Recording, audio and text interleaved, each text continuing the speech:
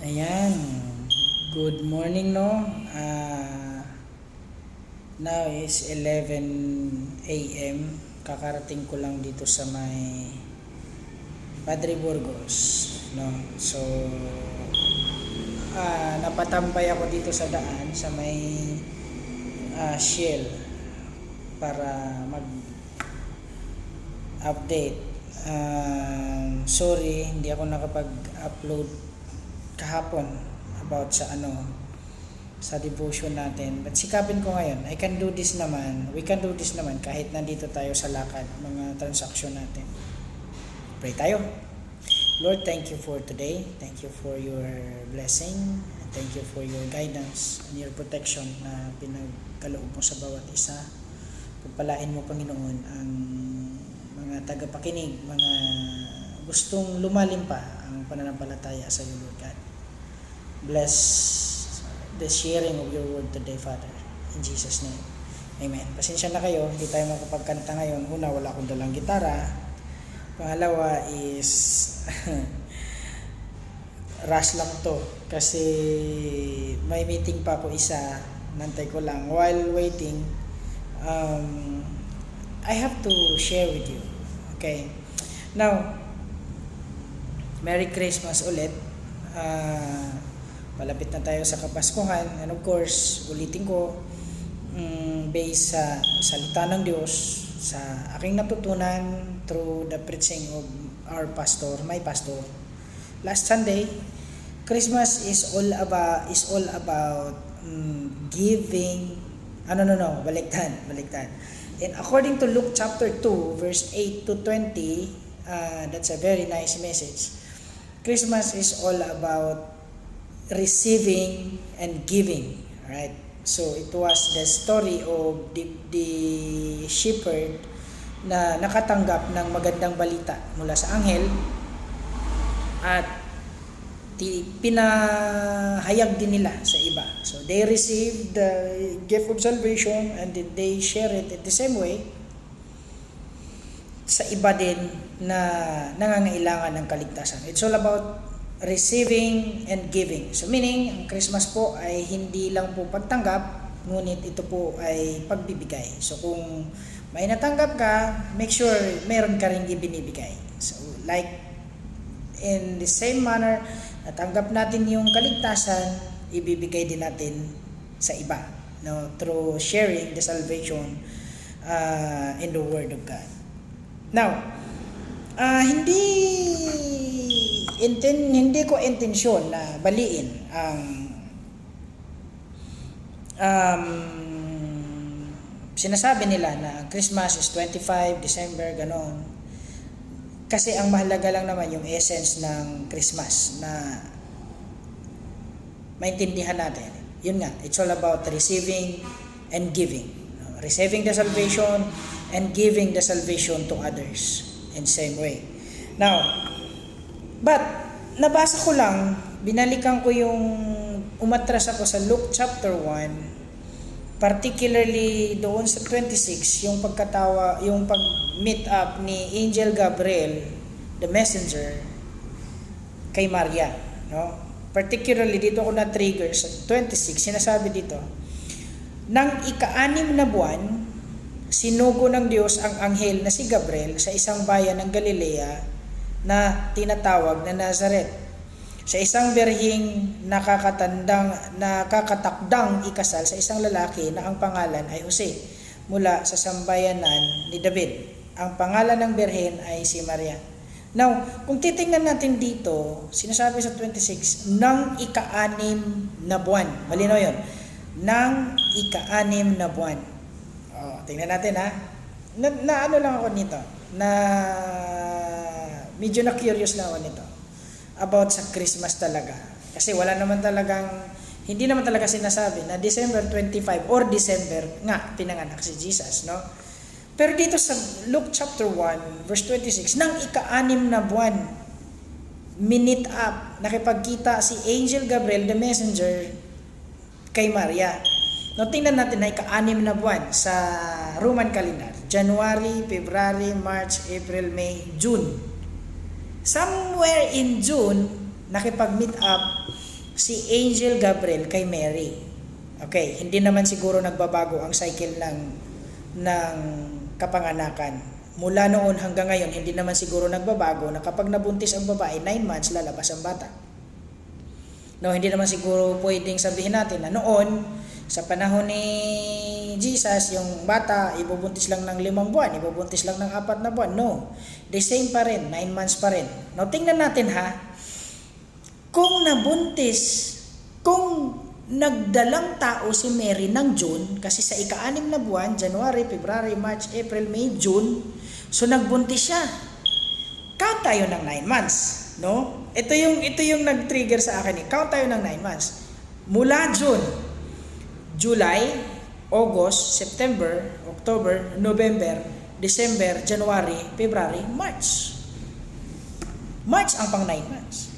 No? So ulitin ko, hindi ko intensyon na i-twist ang nakasanayang pang-unawa. Pero kung si Luke chapter 1 ang magsasalita, yung Biblia magsasalita, Luke chapter 1 verse 26, ika-6 na buwan nag-conceive si Mary. Anong ika-6 na buwan? June. Ano ang next 9 months? Ano ang kasunod na 9 months pagkatapos ng June? March. No? So mas malapit kung sasabihin ko, basically, na March pinanganak si Jesus. Kung siguro, nasabitan man, maybe April, no? May mga sabit-sabit kasing nalalaman tong ibang mga nagbubuntis. But hindi talaga siya December. Kung si Luke chapter 1, verse 26 yung pag-uusapan natin. Well, ulitin ko, hindi na para i-twist natin yan, hindi na para debatihin pa natin yan. Ang point lang naman is, maintindihan natin na merong pinanganak na manliligtas para sa ating lahat. In Isaiah chapter 9 verse 6, yun yung propesya, for unto us a child is born, he will rule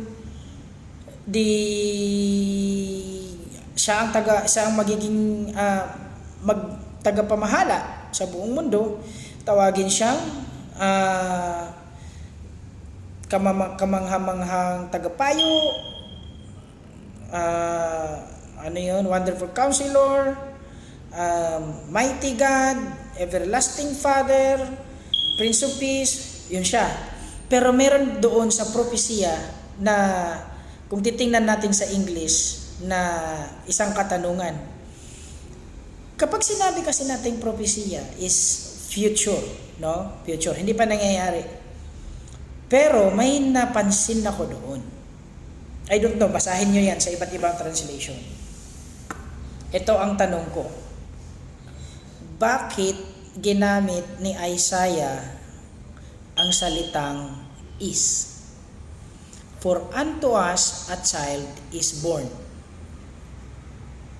Kasi pag sinabi natin future tense, pwede niyang sabihin, for unto us, a child will be born. Tama? O, sa mga magaling sa English dyan. Pwede rin sabihin, for unto us, a child is soon to be born. But why then Isaiah used the word, for unto us, a child is born? Ano kaya ang ibig sabihin? Yan yung assignment nyo ha. Maliban sa mga nakakarinig na ng preaching ko kahapon doon sa simbang gabi ng COH Kanlubang, exempted na kayo. Pero ang makapagsagot sa akin sa katanungan na yan, kung bakit ginamit ni Isaiah ang salitang is, present tense.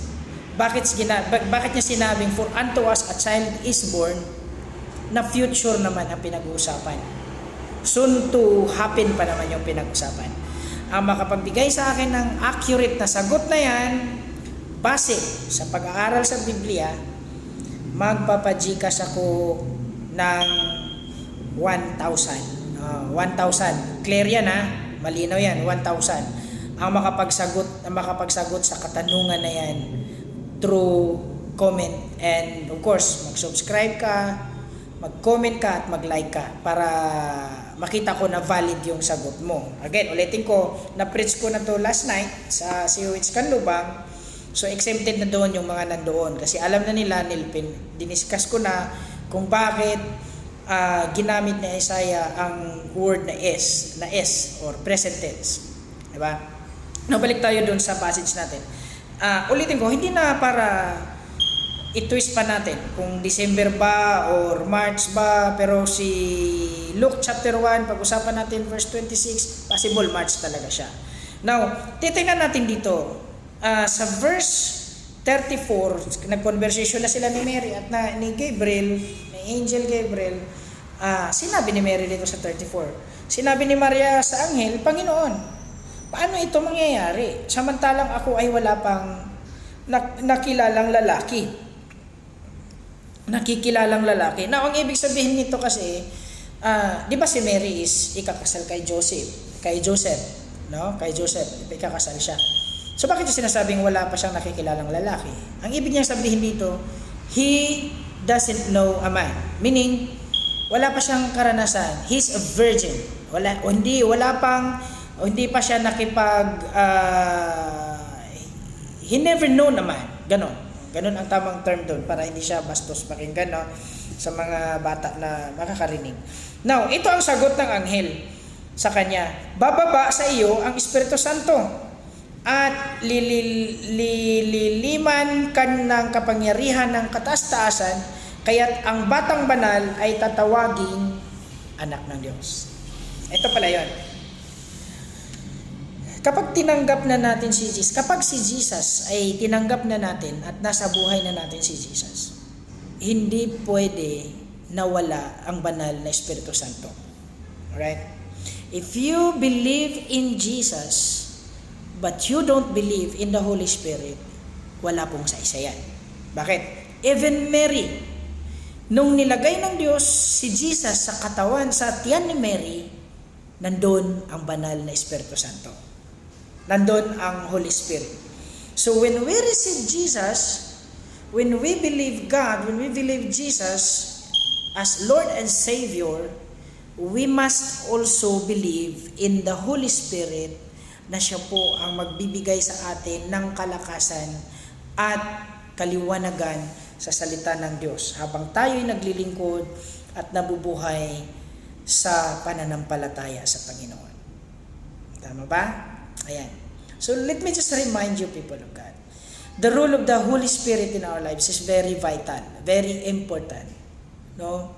That's the reason why every time I drive along the way, nagdadrive ako, nagbibiyahe ako, I always ask the Holy Spirit to protect me, to guide me, and to put worship in my heart. Habang nagbibiyahe ako, nag-worship ako sa Panginoon. Kaya, kapatid, ito lang yung gusto kong iparating sa inyo. Let us allow the Holy Spirit. Because we believe in Jesus, we accept Jesus as our Lord and our Savior, then we have to believe and accept the Holy Spirit and ask the guidance of the Holy Spirit habang tayo po ay patuloy na naglilingkod at nanampalataya sa Kanya. Sa umagang ito, medyo maiksi lang kasi ulitin ko, may meeting pa ako. Gusto ko lang makapag-share sa inyo kahit papano, kahit nasa lakad ako. Alright? Manalangin tayo. Kung ikaw man ay may pangangailangan, kung ikaw man ay may karamdaman, kung ikaw man ay may problema, ang panalangin ito ay para sa iyo. Para ang Diyos ay patuloy na gagawa ng magagandang bagay sa buhay. Panginoon, maraming salamat. Maraming salamat sa aking mga kapatiran na nakakarinig sa aming pagnilay-nilay na iyong salita, Lord God. Saan man kami naroroon, nasa trabaho man, nasa biyahe man, hindi namin titigilan ang pagninilay-nilay na iyong salita. Allow, Lord God, your people na mas lalalim pa ang aming pananampalataya sa iyo, Lord. Aking kapatid na nakakarinig nito, kung mayroon man siyang pangangailangan, katagpuin mo, Lord God, ang pangangailangang material, financial sa kanyang buhay. Kung ang aking kapatid, Panginoon, may pangangailangan mang kagalingan sa mga sakit at karamdaman, Lord, I pray, pagalingin mo sila, Panginoong Hesus. Sa pamamagitan ng iyong dugo na nabubusak sa krus ng Kalbaryo, ang lahat ng karamdaman ay may kagalingan in Jesus' name. Kung meron man ako mga kapatid, Panginoon, na nawala ng pag-asa, ipanumbalik mo, Lord God, ang bagong pag-asa, bagong ligaya at lakas sa pananampalataya at paglilingkod sa iyo. Lord, bless our lives as we serve you. Pagpalain mo ang nakakita at nakarinig ng devosyong ito, Lord God, ng iyong salita, Panginoon, sa oras na ito, Lord God. Naway ito po yung magsilbi, Lord God, na hakbang upang sila din ay lalapit ng mas may pagmamahal, mas malalim na pagmamahal sa paglilingkod sa iyo, Lord God. Bless our leaders, Father God, Pastor Ferdy, Sister Joy, Pastor Riwel, at ang buong board ng City of Hope Urban Mission, Father God. Bless the whole congregation of City of Hope, Lord God. Bless the churches, the pastors, Lord God, na ginagamit mo. Lord, I pray even for my spiritual son. I pray for Luis, Father God. Pagpalain mo siya. Lord, meron man siyang pangangailangan, katalinuhan sa pagdesisyon sa mga bagay-bagay, Lord God.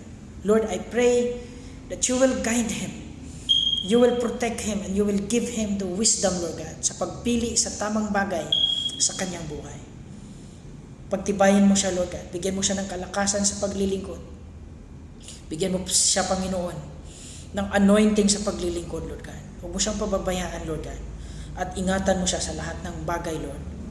Ingatan mo ang kanyang pamilya, maging ang kanyang ama, Lord God, na nagtatrabaho. Ingatan mo ang pangarap ng kanyang puso, Lord God, sa lahat ng bagay.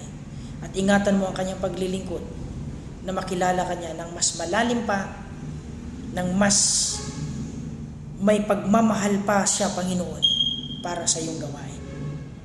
Lord, maging ang aking mga kaibigan na nangangailangan pa ng kaligtasan. Iligtas mo rin sila, Lord God. You appoint the right time, the right servant, the right word para sa kanila, Lord God. Para matanggap din nila ikaw bilang Diyos at tagapagligtas sa kanilang buhay. Bless our day and we commit everything to you. Ang aming mga gawain sa City of Hope, Calamba at sa Canlubang, simbang gabi, Lord God, pagpalain mo, Lord God. Ang iyong mga salita, ang iyong mga anak na magpupuri sa iyo. Pagpalain mo rin ang aming mga kapatiran, ang aming mga kamanggagawa na nasa ibang bansa. Brother Mark, Pastor Kit, Lord God, patuloy si Brother RJ, Lord God, patuloy mo silang iangat.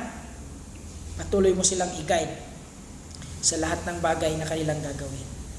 Bless our family.